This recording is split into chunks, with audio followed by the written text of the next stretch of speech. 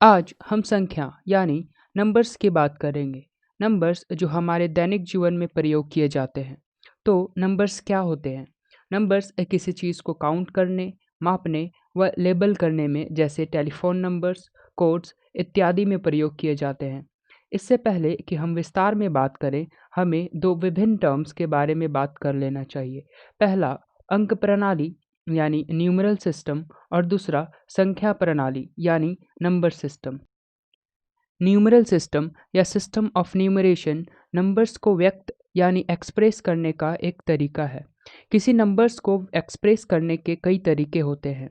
इनमें से सबसे प्रचलित दशमलव अंक प्रणाली यानी डेसिमल न्यूमरल सिस्टम है, जिसमें 10 अंक 0 से 9 तक का प्रयोग किया जाता है। और दूसरा है बाइनरी न्यूमरल सिस्टम, जिसमें केवल 2 अंक 0 अथवा 1 का प्रयोग किया जाता है। हम लोग रोमन न्यूमरल सिस्टम से भी परिचित हैं, जिसमें नंबर्स को लैटिन अल्फ़ाबेट्स से दर्शाया जाता है, जैसे कि 1 को आई से, 5 को वी से तथा 10 को एक्स से इत्यादि। अब हम संख्या प्रणाली यानी नंबर सिस्टम के बारे में बात करेंगे। नंबर सिस्टम संख्याओं यानी नंबर्स का गणितीय वर्गीकरण है। इसे समझने के लिए हम केवल डेसिमल न्यूमरल सिस्टम की बात करेंगे। तो अब हम सबसे प्रचलित डेसिमल न्यूमरल सिस्टम की बात करने जा रहे हैं, जिसमें 10 अंक 0 से 9 और कुछ विशेष चिन्ह जैसे दशमलव यानी डेसिमल, नेगेटिव साइन इत्यादि का प्रयोग किया जाता है। अब हम इस न्यूमरल सिस्टम का क्लासिफिकेशन करने जा रहे हैं, और ध्यान रहे कि इस क्लासिफिकेशन को हम नंबर सिस्टम कहते हैं। सबसे पहला प्राकृतिक संख्या यानी नेचुरल नंबर्स हैं, जिसे n से दर्शाया जाता है। इस कैटेगरी में नंबर्स हैं 1, 2, 3, जब तक आप काउंट कर सकें। इस प्रकार इसे हम काउंटिंग नंबर्स भी कह देते हैं। अब हम इन नंबर्स को संख्या रेखा यानी नंबर लाइन में दर्शाने जा रहे हैं।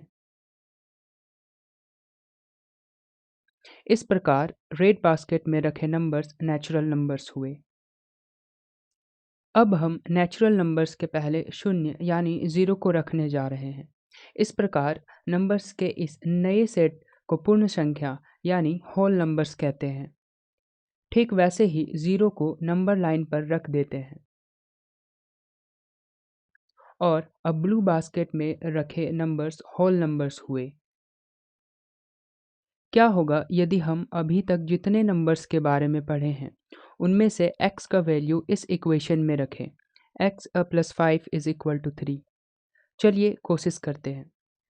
0 + 5 not equal to 3, 1 + 5 also not equal to 3, 2 + 5 again not equal to 3। इसका मतलब x का ऐसा कोई मान नहीं है जिससे x + 5 का मान 3 हो जाए। इसके लिए हमें 5 में से 2 को कम करना होगा, ताकि x + 5 3 हो जाए।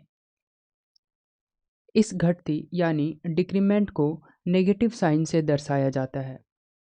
इसी प्रकार यदि हम सारे होल नंबर्स में नेगेटिव साइन लगा दें, तो नंबर्स के इस नए सेट को हम पूर्णांक यानी इंटीजर्स कहते हैं, जिसे जड़ से दर्शाया जाता है। फिर से इन नंबर्स को हम नंबर लाइन में रखने जा रहे हैं।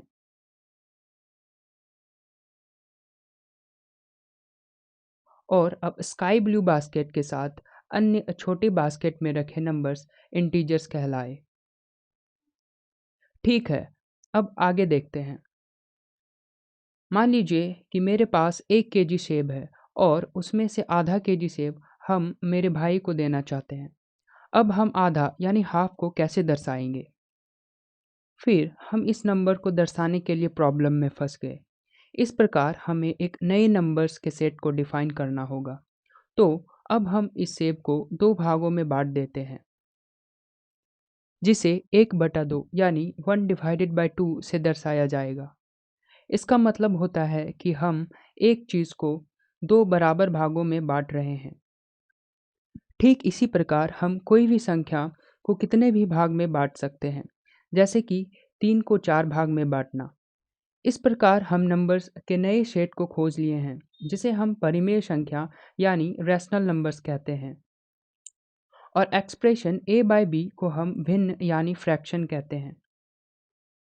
यह बात जरूर ध्यान में रखें कि इंटीजर्स जैसे कि 5 को भी हम रैशनल नंबर्स कह सकते हैं, क्योंकि इसे हम 5 डिवाइडेड बाय 1 से भी दर्शा सकते हैं, यानी 5 को एक भाग में बांटना, जिससे हमें 5 ही मिलेगा। चलिए आगे बढ़ते हैं। इस एक्सप्रेशन को देखें जिसे हम एक्स स्क्वायर कहते हैं, जो कि x गुना x का रिप्रेजेंटेशन है। अब हम x square is equal to 4 को लेने जा रहे हैं। इसका मतलब कि x का क्या वैल्यू होगा कि यदि हम फिर उसी से गुना करें तो वो 4 हो जाए। आसान है ना। x is equal to plus minus 2 होगा। ठीक है, अब x square is equal to 3 के बारे में सोचें। अब x का वैल्यू क्या होगा कि यदि हम उसी से गुना करें तो वो 3 हो जाए। आप x का कोई भी वैल्यू सोच सकते हैं जिनमें से अभी तक हम पढ़े हैं। आप देख सकते हैं कि हमारे पास अभी ऐसा कोई नंबर नहीं है। इसके लिए अब हमें दूसरे नंबर्स की आवश्यकता है, ताकि यदि हम उसी नंबर से गुना करें तो वो 3 हो जाए। और वो नंबर है जिसे हम 3 का वर्गमूल यानी स्क्वायर रूट ऑफ 3 या अंडर रूट 3 कहेंगे।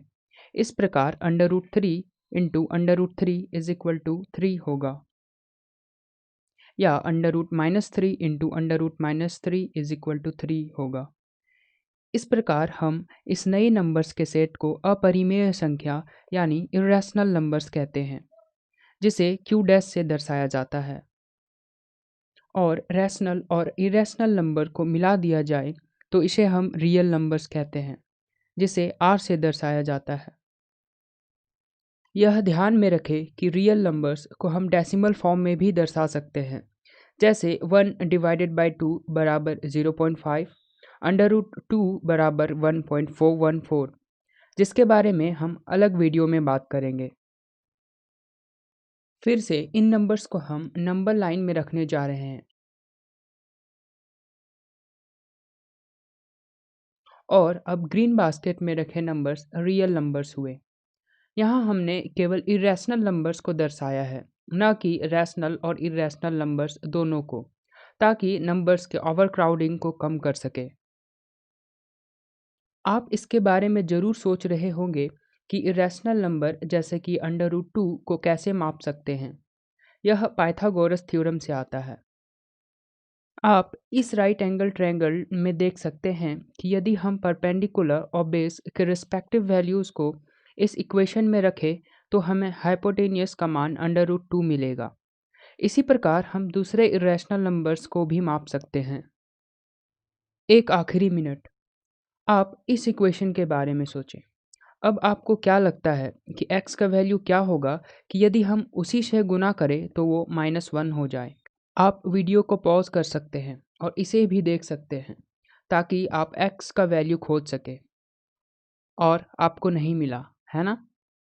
ठीक है, इसका सॉल्यूशन है x is equal to plus minus under root -1, और अंडर रूट -1 को हम i से दर्शाते हैं।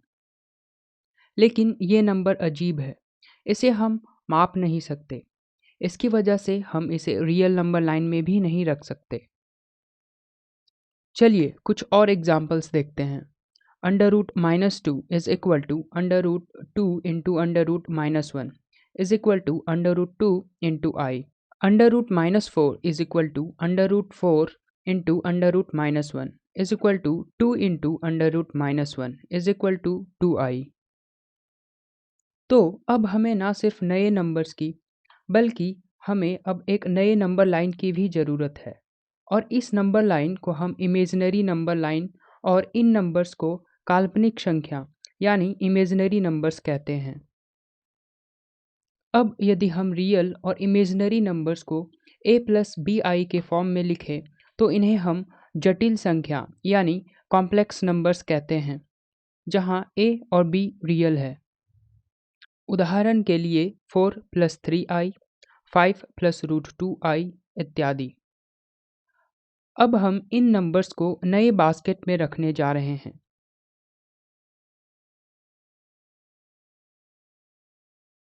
इस प्रकार ऑरेंज बास्केट के साथ अन्य छोटे बास्केट्स कॉम्प्लेक्स नंबर्स को रिप्रेजेंट करते हैं।